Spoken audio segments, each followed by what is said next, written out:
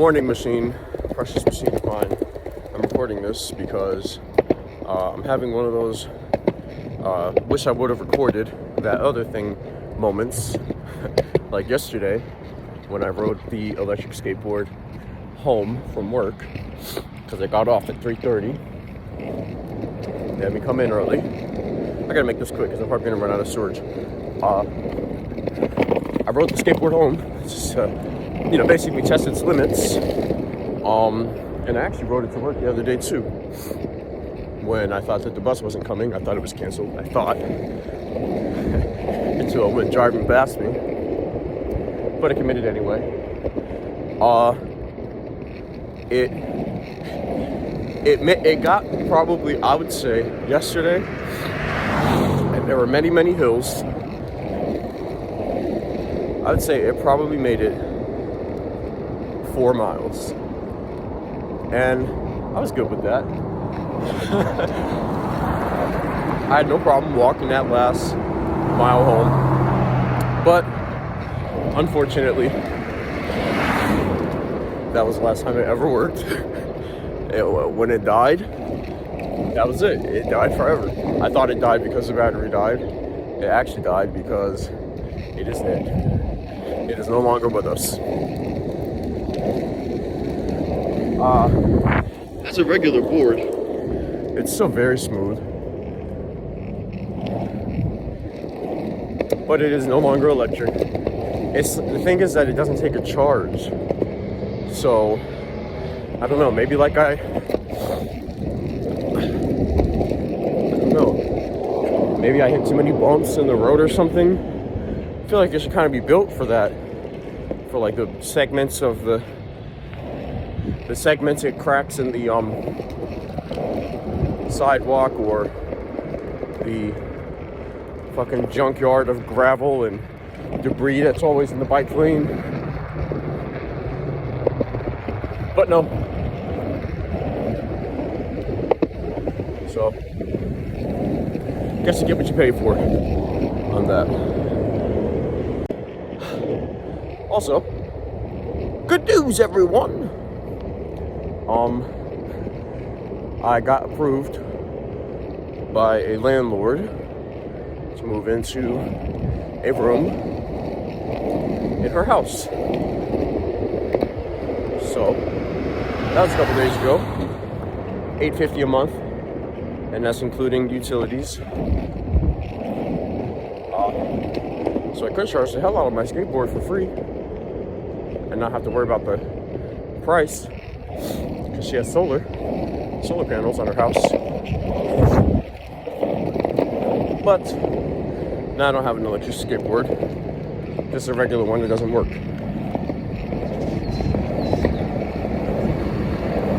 Well, it works. What can I say?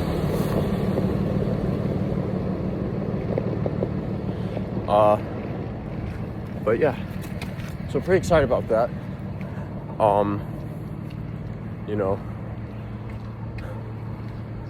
Don't know if I have communicated it on any of the videos that I actually post, but starting to think about myself and the space that I'm taking up in my grandparents. Well, listen, I don't got no beef with my step-grandmother, but she's not my grandma, bro. Okay, she's just a sweet old Mexican lady who I don't got no problems with. Simple as that. But living with my grandfather, as much as he loves it, there's limits, man. There's only so much that somebody can do for you. I was talking to him the other day. One, it's just so nice to have him around. It's so nice to have somebody who I feel like can relate to me, who I feel like I can talk to. But I was telling him, like, a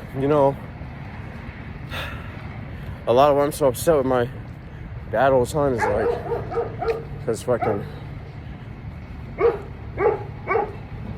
I don't know, it's like grieving that milestone of, what the fuck is this?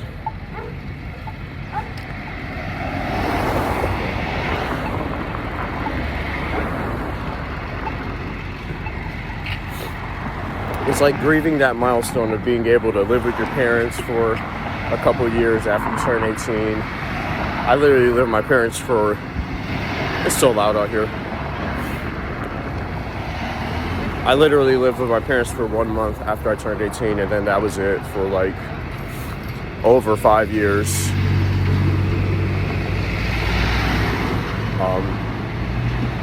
And there's a lot that you miss out on.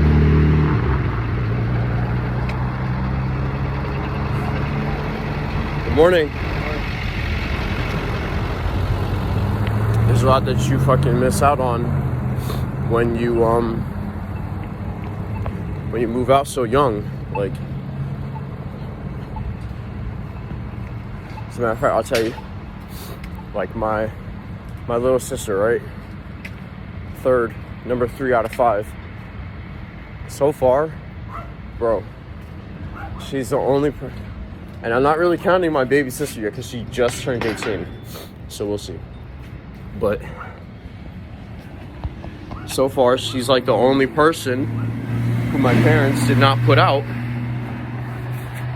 at the fucking age of 18 and have come in and out, move them in and out all the fucking time. And so coincidentally, you know, she doesn't have, or she has a college education. You know, she's been able to keep, you know, car payments and debt taken care of. She's been able to just keep a lot of foundation and build on that because she wasn't removed. 3 out of the 5 children that my parents have raised, they put out and said, fuck you, go do it your fucking self. You know, there's only so much you can do by yourself, especially at 18, man. I can't emphasize enough, 18 is a child. You are a child at the age of 18. If you are a child at the age of 17 and then one day you turn 18, you're really not that much different, bro. But anyway,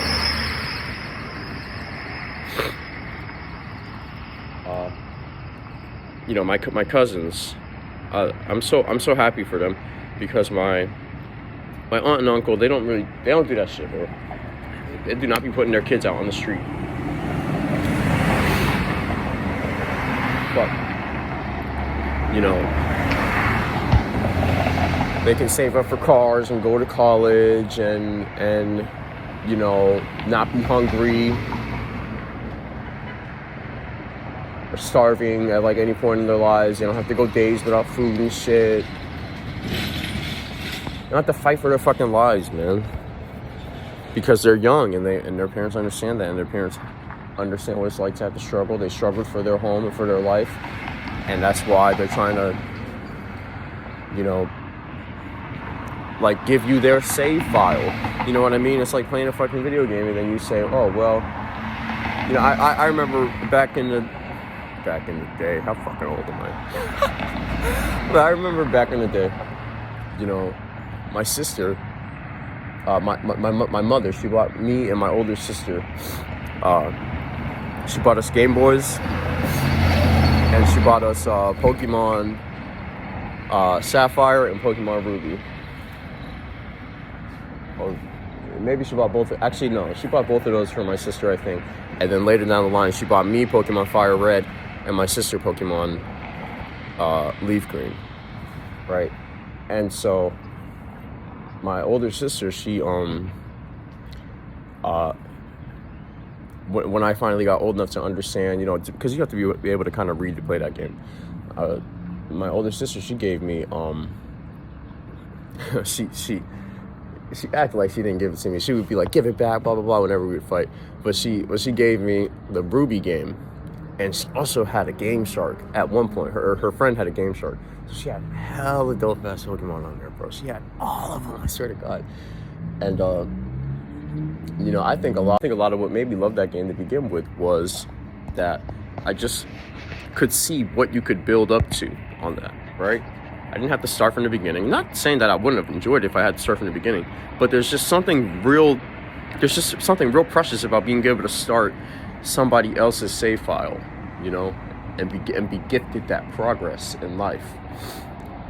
I hate the idea that your parents or that your children should repeat the things that you've gone through and this and that. Maybe to some extent, but come on. You know what I mean? My dad never even fucking slept on the goddamn sidewalk. What's up with that? But I can't blame him. Even though he lied, even though he said, you know, come live out here for however long, and couldn't even do a fourth of that.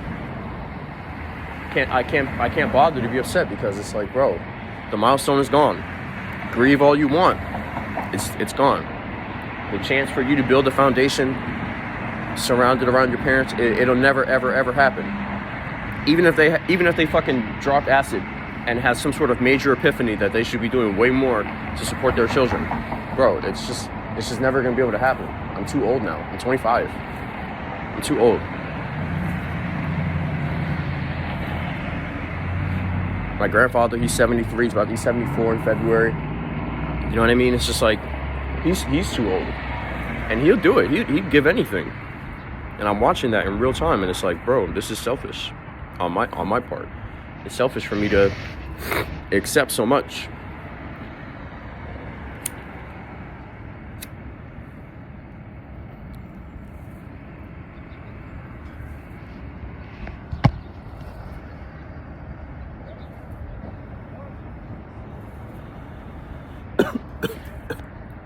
It has to be my own responsibility.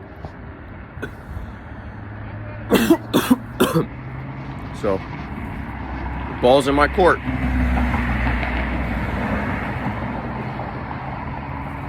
Moving out. It's so fucking loud on this road. Today's Tuesday. I'm moving out Friday. I won't have any money, but I'll have a bit more independence, I think, a bit more freedom. You know, right now I kind of have like a curfew. Not necessarily. It's never been discussed, but, you know, if I came back at 2 in the morning, there's going to be a bunch of questions, a bunch of confusion. So,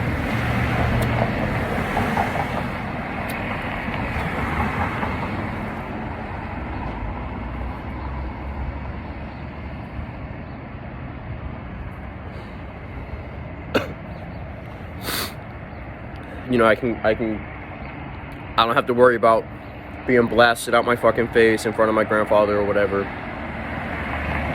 Or my step-grandma, remember? You been smoking in the bathroom? I gotta stop doing the accent. She has been smoking in the bathroom.